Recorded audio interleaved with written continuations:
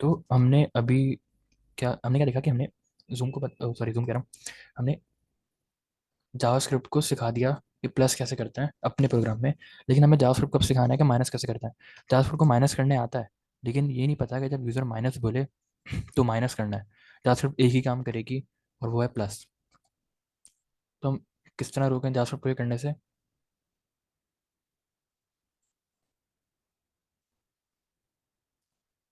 If else के जरिए। अब मैं ये वाली बात यहाँ से डिलीट कर देता हूँ। अब मैं जावास्क्रिप्ट को बोलूँगा कि अगर अगर अब ये जो ऑपरेटर है ना, इसको मुझे इंटीजर में कन्वर्ट करने की ज़रूरत नहीं है, क्योंकि ये इंटीजर में कन्वर्ट हो भी नहीं सकता। जावास्क्रिप्ट एक अजीब से एरर देना शुरू कर देगी। मैं आपको दिखा देता हूँ। अगर मैं यहाँ से पार्स इंटीजर ना हटाऊँ ना, अभी मैं जाता हूँ कंसोल, इसको सेव करता हूँ, और अभी मैं जाता हूँ क्रोम में, क्रोम सॉरी अपने ब्राउज़र में। और ब्राउज़र में जब मैं इसको रिफ्रेश करूँगा, मैं इसको इनपुट देता हूँ 12, इसको इनपुट देता हूँ 25, ऑपरेटर लिखता हूँ माइनस। कुछ भी प्रिंट नहीं हुआ, क्योंकि मैंने जावास्क्रिप्ट को इसके आगे कुछ बोला ही नहीं है। मैंने वो डॉक्यूमेंट डॉट राइट वाला फंक्शन हटा दिया। मैंने इसके आगे जावास्क्रिप्ट को कुछ करने को बोला ही नहीं है, तो जावास्क्रिप्ट कुछ करेगी नहीं, यहाँ पर प्रोग्राम खत्म कर देगी। लेकिन अगर मैं अपने कंसोल में जाऊँ, कंट्रोल शिफ्ट आई दबाकर, तो यहाँ पर कंट्रोल शिफ्ट आई अगर मैं दबाऊँ, तो मेरे कंसोल में कोई भी एरर नहीं है। अगर मैं इस ऑपरेटर को, ये जो ऑपरेटर है, इसको भी नंबर में कन्वर्ट करना चाहूँ, जावास्क्रिप्ट में दो तरह के नंबर होते हैं। एक होता है डेसिमल नंबर, जिसको हम फ्लोटिंग नंबर कहते हैं, फ्लोट। यानी उसके लिए मैं लिखूंगा पार्स फ्लोट। और एक होता है वो नंबर जिसमें कोई डेसिमल नंबर नहीं होता, जो होल नंबर होता है, उसको हम इंटीजर कहते हैं जावास्क्रिप्ट में। इसलिए इस फंक्शन का नाम पार्स इंट है, पार्स नंबर नहीं है। तो यहाँ मैं लिखूंगा, इसको जब मैं सेव करूंगा फाइल सेव करके, और अब मैं अपने ब्राउजर में जाके इसको रिफ्रेश करूंगा, तो मुझसे पूछ रहा है एंटर नंबर 12, एंटर नंबर 15, और मैं ऑपरेटर इसको दे रहा हूँ माइनस। अब मैं एंटर करूंगा तो कुछ भी नहीं हो रहा। लेकिन अगर मैं इसकी वैल्यू को प्रिंट कराऊँ ऑपरेटर की, एक मिनट सॉरी, दोबारा रन करते हैं। और अब मैं इसको ऑपरेटर देता हूँ, जैसे मैं इसको ऑपरेटर में कुछ उल्टी पुल्टी वैल्यू देता हूँ, जैसे दिस इस। और अब ये मुझे रोक नहीं रहा, ये मुझे गलत इनपुट देने से रोक नहीं रहा।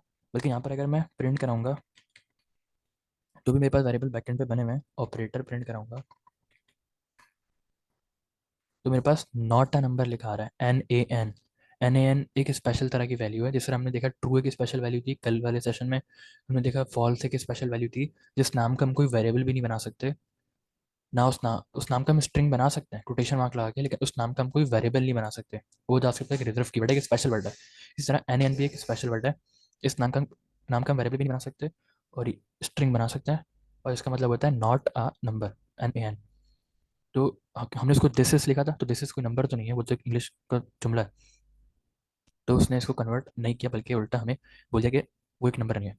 अगर मैं इसके बारे में डिटेल भी पढ़ने आ जाएगा, JavaScript of an elevated JS, या इसके बारे में मजीद पढ़ सकता हूँ, कैरियर में फैट है, वहाँ पर आप इस तरह की चीज़ें पढ़ सकते हैं और फंक्शंस भी ढूंढ सकते हैं।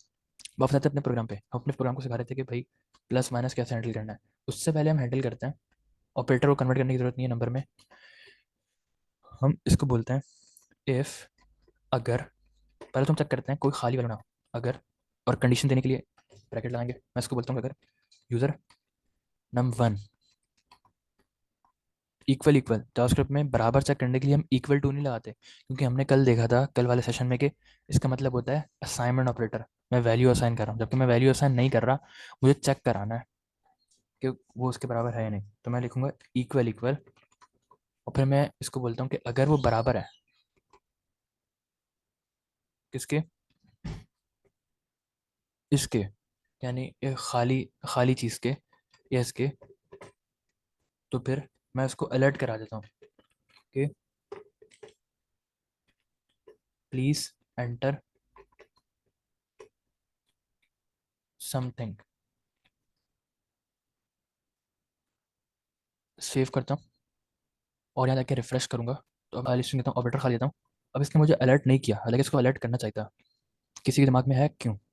अब मैं इसको ऐसे भी कर देता हूँ, स्पेस देके भी खाली कर देता हूँ। अभी मैं इसको सेव कराता हूँ कंट्रोल एस से, और अभी भी जासफोर्ड ने मुझे अलर्ट नहीं किया, हालांकि इसको अलर्ट करना चाहिए था। किसी के दिमाग में आ रहा है क्यों?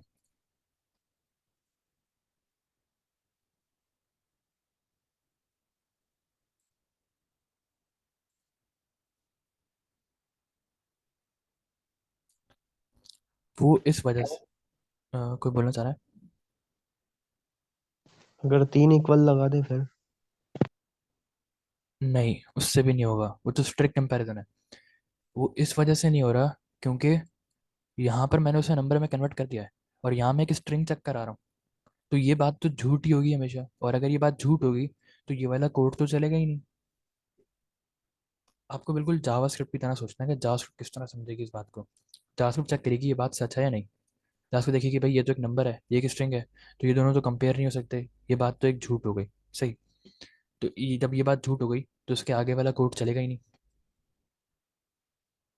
इस वजह से अगर मैं इसको यहाँ पर नंबर में कन्वर्ट ना करूँ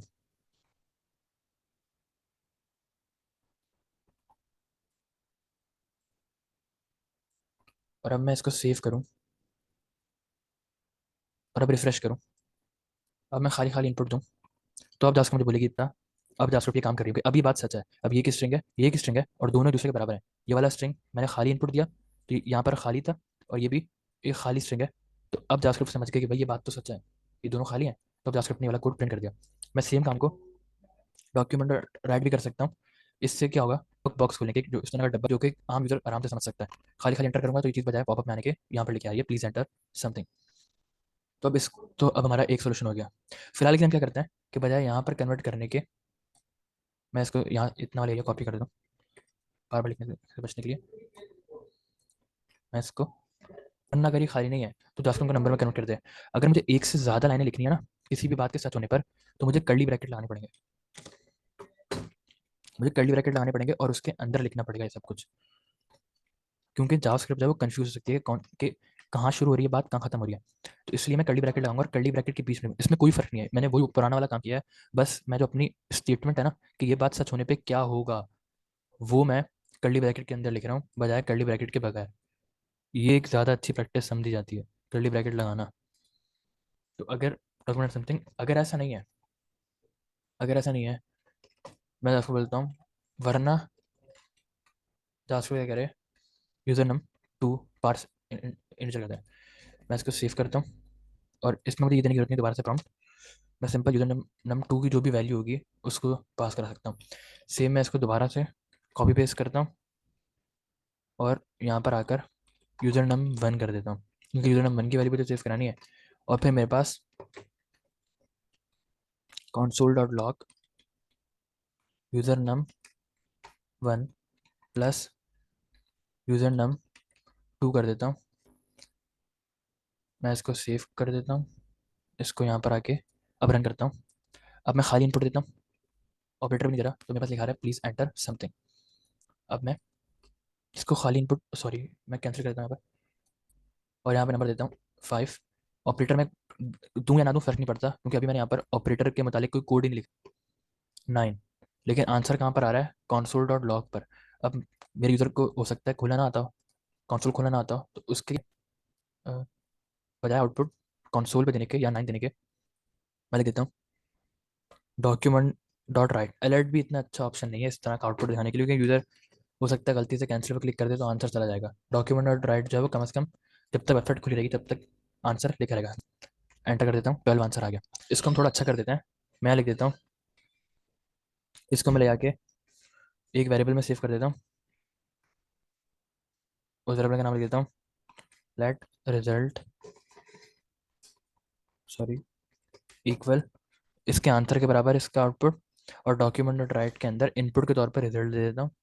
और साथ में लिख देता हूँ, दो स्ट्रिंग को आपस में जोड़ दूंगा, योर आंसर इज, और बीच में प्लस ला के जोड़ दूंगा। यहाँ मैं एक स्ट्रिंग लिटरल भी इस्तेमाल कर सकता हूँ।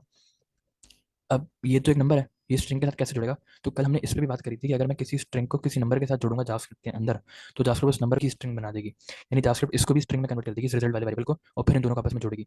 लेकिन जावास्क्रिप्ट कभी भी स्ट्रिंग को नंबर में कन्वर्ट नहीं करेगी, क्योंकि ये हो ही नहीं सकता, ये पॉसिबल ही नहीं है। लेकिन नंबर एक स्ट्रिंग में कन्वर्ट हो सकता है, यानी अगर मैं जावास्क्रिप्ट को 9 एक नंबर दे रहा हूँ 9, तो जावास्क्रिप्ट इसको कोटेशन मार्क 9 में कन्वर्ट कर देगी और फिर दोनों को आपस में जोड़ना। जाकर रन करता हूँ, अब मैं इसका इनपुट देता हूँ 5, इनपुट देता हूँ 8, एंटर करता हूँ तो योर आंसर इज 13 लिखा आ रहा है। लेकिन अभी अभी मैं कुछ गलती कर रहा हूँ। अगर मैं यहाँ पर इसको पहला नंबर देता हूँ 6, दूसरा नंबर दूंगा तो मुझे बोलेगा नॉट अ नंबर, क्योंकि जो दूसरी वैल्यू मैंने दिया है वो नंबर नहीं थी, और मैंने अपने कोड में चेक भी नहीं करा यूजर नेम 2 के लिए। तो ये खतरनाक बात है। तो यहाँ पर मैं एक और कंडीशन डालता हूँ, मैं इसको बोलता हूँ अगर यूजर नेम खाली है तो लिख दो document dot write please enter something. लेकिन अगर, सॉरी, अगर मैं इसको एक और कंडीशन, मैं इसको बोलता हूँ एल्स इफ, यानी वरना अगर, वरना अगर यूजर नेम टू भी खाली हुआ, सही, अब स्क्रीन नजर आ रही है, वो अचानक से बीच में कुछ खुल गया था। तो ये अगर ये भी खाली है तो भी जावास्क्रिप्ट क्या दे, मुझे एरर दे, कर्ली ब्रैकेट लगाते हैं और यहाँ लिख देता हूँ मैं, इसी एरर को अभी कर देता हूँ, प्लीज एंटर समथिंग।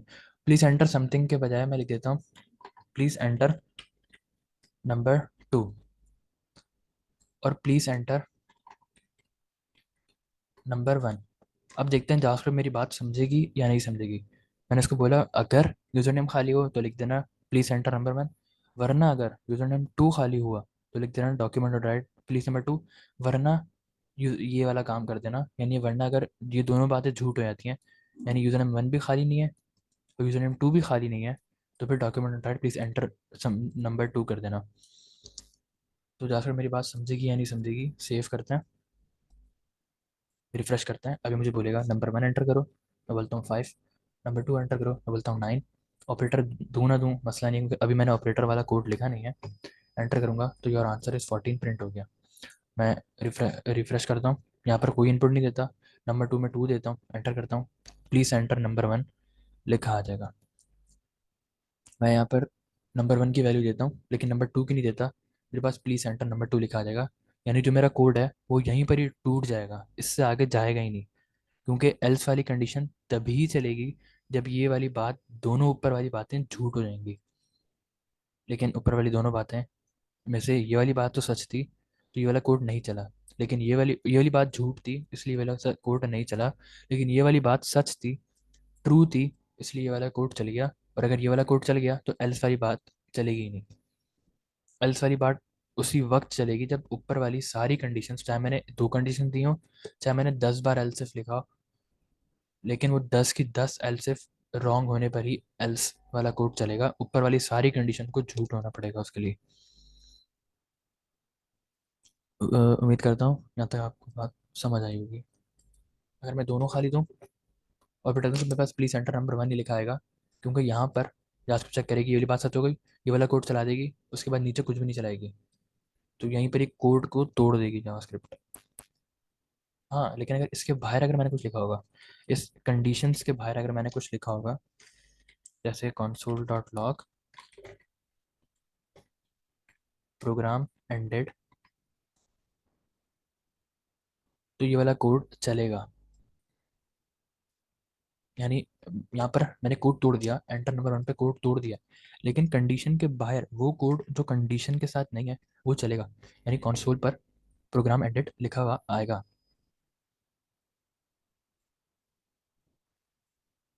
अब ऑपरेटर चेक कराते हैं। अब इसमें एक लॉजिकल ऑपरेटर्स होते हैं। लॉजिकल ऑपरेटर क्या होते हैं, अगर मुझे दो बातें पूछनी है, अगर मुझे जावास्क्रिप्ट से दो बातें पूछनी है, तो मैं एल्सिफ क्यों करे जा रहा हूँ, मैं एक ही बार उसको बोल दूँ। मिसाल के तौर पर मैं जावास्क्रिप्ट को बोल रहा हूँ कि यूजर नंबर वन जो है वो किसके बराबर है, एम्प्टी स्ट्रिंग के। जावास्क्रिप्ट मुझे बोली हाँ ये बात तो सच है। अगर मैं जावास्क्रिप्ट को बोल रहा हूँ यूजर नेम टू खाली स्ट्रिंग के बराबर है, जावास्क्रिप्ट कह रही है हाँ ये बात भी सच है, तो मैं जावास्क्रिप्ट को बोल देता हूँ यार अगर यूजर नेम वन एंड कैसे, एंड जावास्क्रिप्ट में कैसे लिखते हैं, सॉरी, सेवन के ऊपर वाला शिफ्ट दबा के सेवन दबाएंगे तो एम्परसेंट आ जाता है। इसका मतलब होता है और अगर यूजर नेम वन और यूजर नेम टू किसके बराबर है, यूजर नेम वन अगर इसके बराबर है और यूजर नेम टू इसके बराबर है, तो क्या कर दो, तो जाके मुझे बोलेगी हाँ ये बात सच है, ये भी इसके बराबर है और ये भी इसके बराबर है। लेकिन ट्रू तभी रिटर्न करेगी जब इधर वाली बात भी सच होगी और इधर वाली बात भी सच होगी। मतलब अगर मैं जावास्क्रिप्ट को बोलूँ कि भाई ये वाली बात जो है ये नाइन के बराबर, जीरो के बराबर है, तो जावास्क्रिप्ट मुझे बोलेगी झूठ। हालांकि ये बात झूठ कैसे है, क्योंकि ये वाली बात गलत हो गई, लेकिन ये वाली बात तो सच है। तो अगर इन दोनों कंडीशन में से एक भी कंडीशन झूठ हो जाएगी, तो जास्कर मुझे बोलेगी कि भाई ये पूरी बात ही झूठ है, क्योंकि जास्कर मुझे लंबा चौड़ा जवाब नहीं दी, जास्कर एक वर्ड ही बोलेगी, ट्रू या फॉल्स। और हमने तीसरा वर्ड भी देखा, एन ए एन, यानी नॉट अ नंबर। लेकिन अभी हम नंबर के साथ काम नहीं कर रहे। तो जास्कर हमें एक ही वर्ड बोल लिया है, फॉल्स, यानी ये बात जो है वो झूठ है। लेकिन अगर मैं जास्कर से पूछना चाहूँ कि भाई इनमें से अगर एक बात भी सच हो, तो वो कैसे पूछूंगा? क्योंकि अगर अ, क्योंकि अगर यहाँ पर मैं लिख दूँ user name and user name two, तो वो कंडीशन तो चलेगी नहीं, क्योंकि यहाँ पर फॉल्स आ जाएगा। मिसाल के तौर पे अगर मैं ख़त्म कर देता हूँ, मैं एल से ख़त्म कर देता हूँ, मुझे अब इसकी ज़रूरत नहीं है, क्योंकि अब मैंने सीख लिया कि जावास्क्रिप्ट को मैं दो बातें एक साथ कैसे पूछ सकता हूँ। कैसे पूछ सकता हूँ? एंड एंड लगाकर यूज़र नेम टू अगर बराबर है खाली स्ट्रिंग के, तो अब ये कोड चलेगा। मैं इसको सेव करता हूँ, इसको रिफ्रेश करता हूँ, कुछ भी नहीं देता, कुछ भी नहीं देता, कुछ भी नहीं देता। तो जास्ट मुझे बोलिए प्लीज़ एंटर नंबर टू, क्योंकि मैंने यहाँ पर मैसेज दिया, मैं यहाँ पर लिखता हूँ प्लीज़ एंटर बोथ नंबर्स।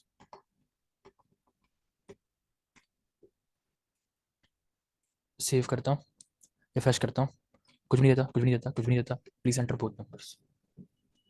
लेकिन अगर मैं इनमें से एक में भी कोई नंबर दे देता हूँ, अगर मैं इसको रिफ्रेश करता हूँ और इनमें से एक में भी, वन में दे दिया नंबर, टू में नहीं दिया, अब इसमें से एक बात तो सच हो गई।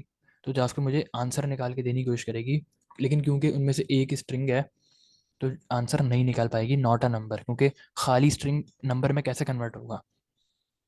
जावास्क्रिप्ट उसको खुद से जीरो या कोई नंबर नहीं बनाएगी। तो ये बात मैं कैसे कराऊंगा कि अगर इनमें से एक भी बात सच हो तो रन करना, दोनों बात सच होने पर रन नहीं करना। इसके लिए मुझे जावास्क्रिप्ट को लगाना पड़ेगा। और अभी जो मैंने लगाया था वो एंड ऑपरेटर था। ये कहलाते हैं लॉजिकल ऑपरेटर। अगर आप W3 स्कूल की वेबसाइट पर जाएं, या फिर यहीं पर लिख लेते हैं लॉजिकल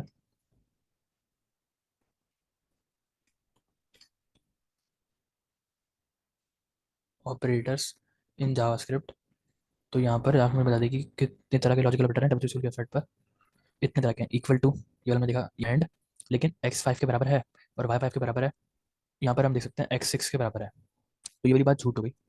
एक्स जो है वो, वाई जो है वो 3 के बराबर है, जबकि बोले वाई 5 के बराबर है, तो ये वाली बात झूठ हो गई, तो ये फॉल्स कर रहा है। तो और ऑपरेटर किस लिए इस्तेमाल होता है कि अगर मैं इनमें से एक बात भी सच होगी, अगर मैं यहाँ बार लगा दूँ, इनमें से एक बात भी अगर सच होगी, यानी यूज़र नेम टू जो है वो खाली है और यूज़र नेम वन जो है वो खाली नहीं है, फिर भी मैं इसको बोल रहा हूँ कि यूज़र नेम वन जो है वो खाली है,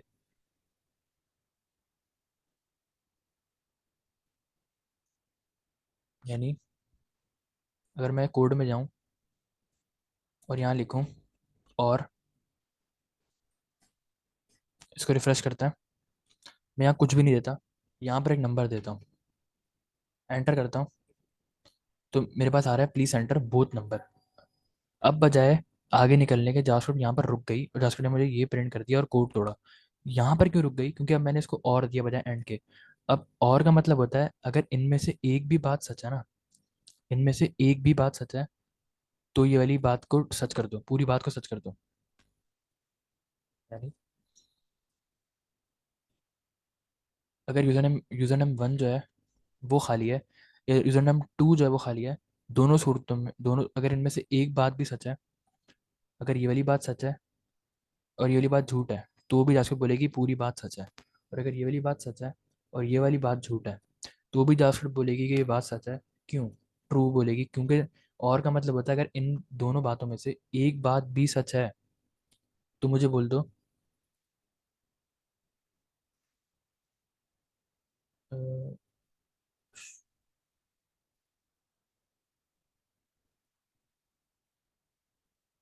मीटिंग चली, तो मुझे बोल दो, तो मुझे ट्रू दे दो। तो और लगाने का मतलब होता है कि दो कंडीशन मैंने दी है ना, उन दोनों में से अगर एक कंडीशन भी सच होगी, तो जाकर मुझे पूरी बात को सच कर देगी। अगर आपको समझ नहीं आया तो एक आखिरी एग्जांपल देता हूँ। मैं जासर को बोलता हूँ कि एक्स जो है, एक वेरिएबल है एक्स जिसकी वैल्यू है वन, एक वेरिएबल है वाई उसकी वैल्यू है टू। अब मैं जासर को बोलता हूँ कि एक्स जो है वो बराबर है 1 के, एंड यानी एंड वाई जो है वो बराबर है 2 के। तो जास्कर मुझे बोलेगी हाँ ये बात तो सच है। लेकिन अगर जास्कर को मैं बोलूँगा कि भाई वाई 3 के बराबर 4 के बराबर है, तो ये वाली बात सच थी लेकिन ये वाली बात झूठ थी। एक बात भी अगर मैंने झूठ बोली तो जास्कर मुझे बोलेगी कि भाई तुम्हारी पूरी बात झूठ है। चाहे यहाँ पर मैं एक और कंडीशन लगा दूँ, जितनी मर्जी कंडीशन लगा सकता हूँ मैं, वो मेरी मर्जी है। मैं जावास्क्रिप्ट से बात कर रहा हूँ। मैं यहाँ बोल दूँ वाई जो है वो 3 के बाद 2 के बराबर है, मैंने यहाँ पर सच बात बोल दी, यानी वाई 2 के बराबर ही है। लेकिन क्योंकि एक बात भी अगर झूठ होगी बीच में एंड लगाने से, तो जावास्क्रिप्ट क्या करेगी, मुझे बोलेगी भाई तुम्हारी पूरी बात झूठ है, इस तुम्हारी बात सच नहीं है। लेकिन अगर बजाय एंड के मैं यहाँ पर और का ऑपरेटर इस्तेमाल करूँ, अब मेरी दो बातें सच हैं। अब मेरी ये वाली बात सच है, ये वाली बात सच है, और ये वाली बात सच है, लेकिन ये वाली बात झूठ है। फिर भी जावास्क्रिप्ट मुझे बोलेगी कि मैं सच बोल रहा हूँ, क्योंकि अगर एक बात भी इन सारी बातों में सच होगी तो भी जावास्क्रिप्ट मुझे बोलेगी कि भाई ये बात ट्रू है। यानी मैं एक और कंडीशन देता हूँ यहाँ पर, और इसको बोलता हूँ एक्स जो है, एक्स जो है वो बराबर है 189 के।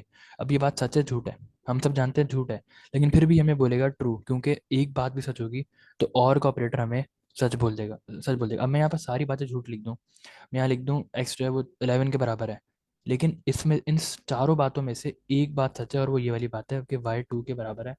तो जावास्क्रिप्ट इस पूरी बात को ट्रू कर रही है। तो ये होता है और ऑपरेटर और एंड ऑपरेटर, यानी लॉजिकल ऑपरेटर जावास्क्रिप्ट के अंदर। और यहाँ पर हमने ये काम किया, अगर इन दोनों में से एक वेरिएबल भी खाली होगा तो भी हमारा कोड रुक जाएगा। अब हम आते हैं असल काम पर। असल काम क्या था, ऑपरेटर पर। एल्स के अंदर हम आते हैं और यहाँ पर ऑपरेटर ले लेते हैं। अब हम दोबारा से इफ़ लगाते हैं। हम इफ़ के अंदर भी इफ़ लगा सकते हैं, अगर के अंदर भी अगर लगा सकते हैं, हम बोलते हैं कैसे लगा सकते हैं, हम इसको बोलते हैं इफ़। अब हम ये काम उल्टा भी कर सकते हैं, पता है। मैं इसको ये सारा कोड ले जाके, ये सारा जो कोड है इसको कट करके यहाँ पेस्ट कर देता हूँ, इस सारे कोड को। और ये जो प्लीज़ एंटर है ना, बोथ नंबर, इसको मैं एल्स में ले आता हूँ। लेकिन इसके लिए मुझे करना क्या पड़ेगा, अपनी जो सवाल जवाब पूछ रहा हूँ जावास्क्रिप्ट से, वो उल्टा करना पड़ेगा। मैं बोलता हूँ जावास्क्रिप्ट को कि अगर ये वाला नंबर भी खाली नहीं है और ये वाला नंबर भी खाली नहीं है, अब मुझे एंड लगाना पड़ेगा, क्योंकि इसमें से एक नंबर भी खाली होगा तो ये वाला कोड चल जाएगा। एक बात भी सच होगी तो चल जाएगा। तो मैं एंड लगाऊंगा। मुझे दोनों बातें सच होना लाजमी है। अगर यूज़र नंबर वन जो है वो, इसका मतलब होता है नॉट इक्वल टू, जो हमने कल देखा था नॉट इक्वल टू, इसका मतलब होता है नॉट और इक्वल टू। तो अगर यूज़र नंबर वन जो है वो इसके बराबर नहीं है और यूज़र नंबर टू जो है वो इसके बराबर नहीं है, नॉट इक्वल टू है, ये दोनों बातें सच हैं, तो फिर हमारा कैलकुलेटर वाला फंक्शन चल जाए। वरना document dot write please enter both number आ जाए। अब फालतू का एंटर बोथ नंबर ऊपर था, जिसकी वजह से हमारा कोड अजीब सा दिख रहा था, इसलिए मैंने इसको एल्स में लिया है। लेकिन मैंने लॉजिक को उल्टा कर दिया, बजाय पूछने के कि बराबर है, मैंने पूछ लिया बराबर नहीं है, नॉट इक्वल टू पूछ लिया। अब हम ऑपरेटर की बात करते हैं। अब हम देखते हैं, अब दोबारा जावास्क्रिप्ट से दोबारा पूछना है कि अगर, अब हम कंडीशन के अंदर कंडीशन पूछ रहे हैं, अगर ऑपरेटर इक्वल टू है, बराबर है प्लस के, अगर ऑपरेटर बराबर है प्लस के तो लिख दो document right your answer one. अब यहाँ मैं कर्ली ब्रैकेट नहीं लगा रहा। क्यों नहीं लगा रहा, क्योंकि मेरी कंडीशन एक ही लाइन की है और मैंने आपको बताया कि अगर एक लाइन की कंडीशन हो तो कर्ली ब्रैकेट लगाना, अगर एक ही लाइन की आपकी कंडीशन हो तो कर्ली ब्रैकेट लगाना लाजमी हरगिज़ नहीं है। मैं यहाँ लिखता हूँ वरना अगर, एल्स इफ, इसी को मैं कॉपी कर लेता हूँ, बार बार पेस्ट करूंगा। वरना अगर, एल्स इफ ऑपरेटर जो है वो माइनस के बराबर है, तो योर आंसर इज रिजल्ट। फिर दोबारा से लिख देता हूँ वरना अगर एल्स इफ, एल्स इफ, और यहाँ पर मल्टीप्लाई लिख देते हैं, क्योंकि हमारे पास कीबोर्ड में मल्टीप्लाई का बटन होता नहीं है। तो मैं इसको मल्टीप्लाई के तौर पे इस्तेमाल कर लेता हूँ, और जावास्क्रिप्ट भी इसी को मल्टीप्लाई के तौर पे इस्तेमाल करती है, और इसको डिवाइड के तौर पे इस्तेमाल कर लेता हूँ। अब बजाय इसके कि मैं डॉक्यूमेंट डॉट राइट करूँ, मैं इसको एक ही बार लिखता हूँ नीचे,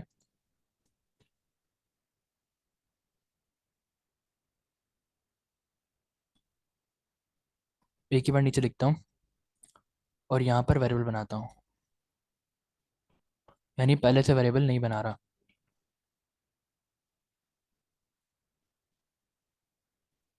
पहले से वेरिएबल नहीं बना रहा, मैं यहाँ लिख देता हूँ लेट रिजल्ट इक्वल num1 + 2, यानी रिजल्ट की वैल्यू क्या होगी, num1 + num2। अगर ऑपरेटर माइनस है तो रिजल्ट की वैल्यू क्या होगी, num1 - num2। अगर ऑपरेटर मल्टीप्लाई है तो num1 की वैल्यू क्या होगी, num1 × num2। और अगर रिजल्ट की वैल्यू, ऑपरेटर की वैल्यू रिजल्ट है, डिवाइड है, तो ये क्या होगी, डिवाइड। तो अब हमारा कैलकुलेटर कुछ काम का बनता जा रहा है। अब हम जाते हैं, रिफ्रेश करते हैं, यहाँ पर एरर आ गया पहली बार। अभी तक हमारे पास एरर आया अनगॉट सिंटैक्स एरर। सिंटैक्स एरर का मतलब होता है कि आपकी बात समझ नहीं आ रही जावास्क्रिप्ट को। सिंटैक्स कहते हैं लिखने के तरीके को। Can not appear in a single statement context of if operator. तो यहाँ पर एरर दे रहा है।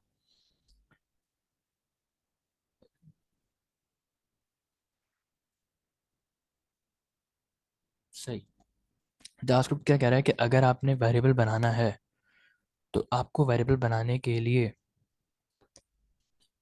एक लाइन में आप कंडीशन ले सकते हैं, आपको कर्ली ब्रैकेट लगाने पड़ेंगे, यानी मुझे यहाँ पर कर्ली ब्रैकेट्स लगाने पड़ेंगे। ये मतलब था उस बात का जो जावास्क्रिप्ट ने मुझे बोली। यानी अब हम जावास्क्रिप्ट के एरर को भी समझना शुरू कर रहे हैं। इसकी भी हम एक अलग से क्लास रखेंगे जिसमें हम सीखेंगे कि जावास्क्रिप्ट के एरर का मतलब क्या होता है। इसको कॉपी कर लेते हैं। इसी तरह यहाँ पर भी कर्ली ब्रैकेट्स लगा देते हैं क्योंकि जावास्क्रिप्ट को हमारी बात समझ नहीं आ रही। और अभी इसमें भी एक एरर आएगा और उससे हम एक नई चीज़ सीखेंगे और वो है स्कोप। मैं आपको पहले से बता रहा हूँ ये इस कोड में भी एक एरर आने वाला है और वो एक बहुत काम का टॉपिक है। और वही वजह थी कि वार के बजाय लेट की इजाद करी गई जावास्क्रिप्ट में।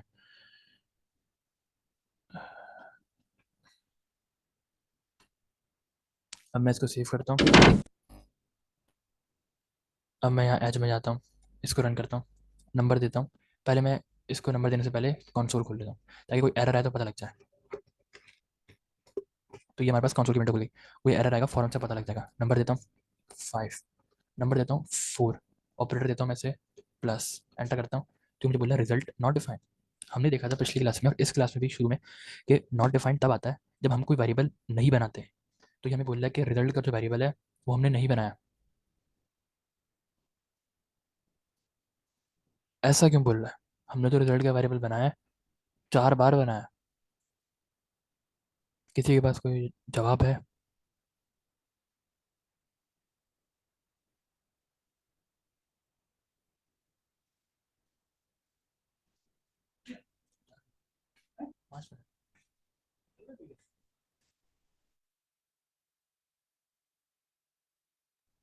वो इस वजह से क्योंकि हमने इस वेरिएबल को उसके स्कोप में डिफाइन नहीं किया। तो स्कोप क्या चीज़ होती है, स्कोप होता है कि वो वेरिएबल कहाँ से अवेलेबल है। यानी हम जिन ब्रैकेट्स के अंदर वेरिएबल बनाते हैं वो वेरिएबल उन्हीं ब्रैकेट के अंदर अवेलेबल होता है। यानी हमने रिजल्ट का जो वेरिएबल है वो इन वाले ब्रैकेट्स के अंदर बनाया है। तो इन वाले ब्रैकेट्स के बाहर, इस ब्रैकेट के, इस कर्ली ब्रैकेट के बाहर हमें नहीं पता, जावास्क्रिप्ट को नहीं पता कि ये इस नाम का कोई वेरिएबल भी है। ये एक बहुत ही अजीब बात है। अब इसका एक हल तो ये है कि मैं डॉक्यूमेंट डॉट राइट जो है वो हर किसी के अंदर रख दूं, लेकिन ये बहुत ही बेकार सोल्यूशन है। मैं आपको सिर्फ डेमोन्स्ट्रेशन पर्पसेस के लिए दिखा रहा हूँ। अब देखें यहाँ मैं स्पेस नहीं दे रहा फिर भी जाकर उसको रीड कर लेगी। जो मैंने यहाँ पर स्पेस दी हुई है ना, वो मैंने सिर्फ तमीज़ से कोड लिखने के लिए दिया हुआ है। इसको हम इंडेंटेशन कहते हैं। इंडेंटेशन का मतलब होता है कि आप कितनी सफाई से कोड लिखते हैं। मैंने स्पेस इसलिए दिया है ताकि आपको पता चले कि ये इस कर्ली ब्रैकेट के अंदर है। आप स्पेस ना भी दें, इस सबको एक लाइन में लिख दें, कोई मसला नहीं है। तो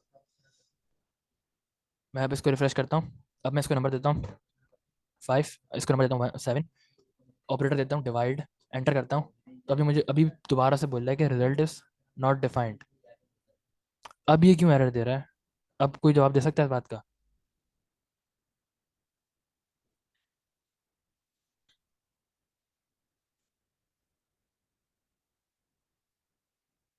क्योंकि डिवाइड वाला जो डॉक्यूमेंट डॉट राइट है, डिवाइड वाला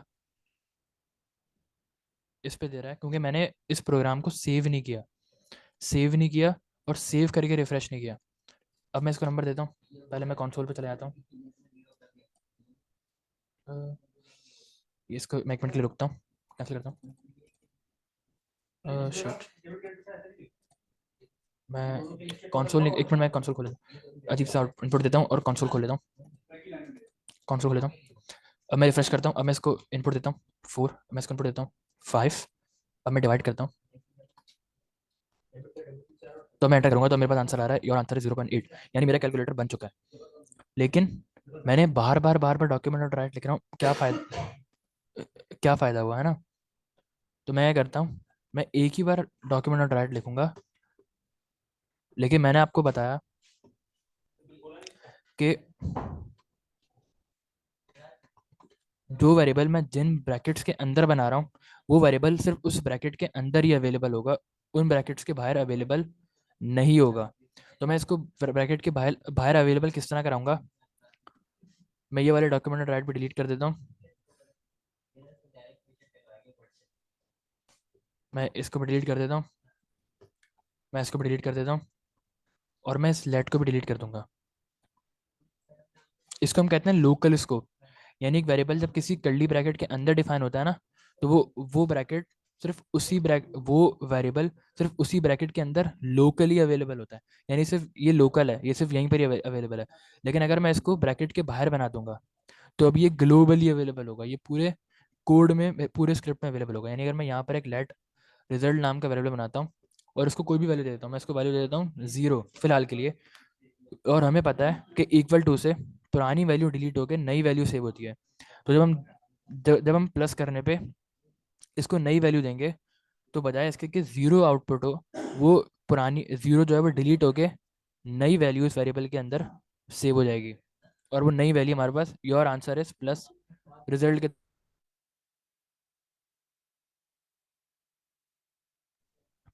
के तौर पे आउटपुट होगी। अब हम चेक करते हैं।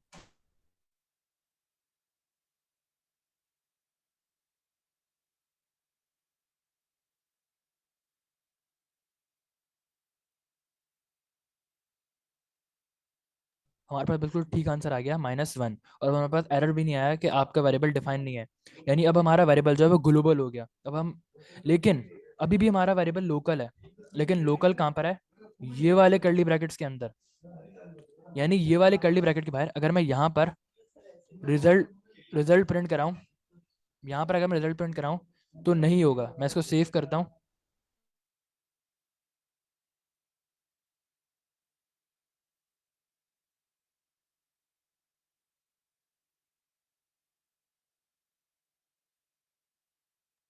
आंसर प्रिंट हो गया। लेकिन जब कोड यहाँ पर आया console डॉट लॉग रिजल्ट पर, तो उसने मुझे आउटपुट दे दिया एरर, आउटपुट दे दिया कि रिजल्ट जो है वो डिफाइन नहीं है।